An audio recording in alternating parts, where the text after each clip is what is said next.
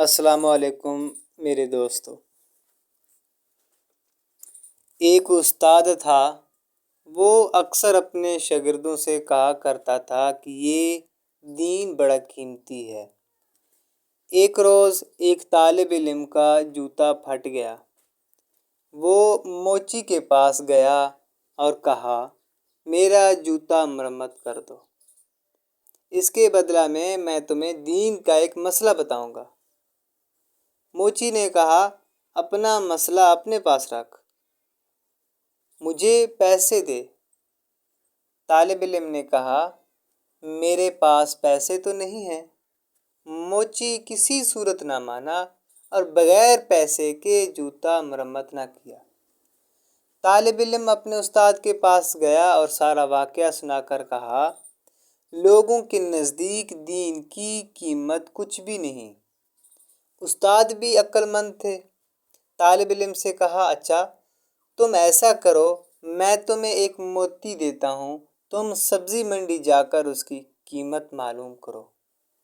وہ طالب علم موتی لے کر سبزی منڈی پہنچا اور ایک سبزی فروش سے کہا، اس موتی کی قیمت لگاؤ۔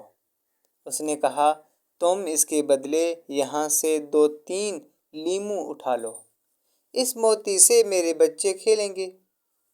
وہ بچہ استاد کے پاس آیا اور کہا، اس موتی کی قیمت 2 یا 3 لیموں ہے۔ استاد نے کہا، اچھا اب تم اس کی قیمت سونار سے معلوم کرو۔ وہ گیا اور پہلی ہی دکان پر جب اس نے موتی دکھایا تو دکاندار حیران رہ گیا۔ اس نے کہا، اگر تم میری پوری دکان بھی لے لو تو بھی اس موتی کی قیمت پوری نہ ہوگی۔ طالب علم نے اپنے استاد کے پاس آ کر سارا ماجرا سنایا۔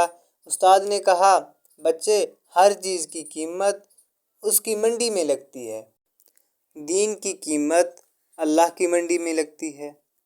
اس قیمت کو اہل علم ہی سمجھتے ہیں، جاہل کیا جانے دین کی قیمت کو۔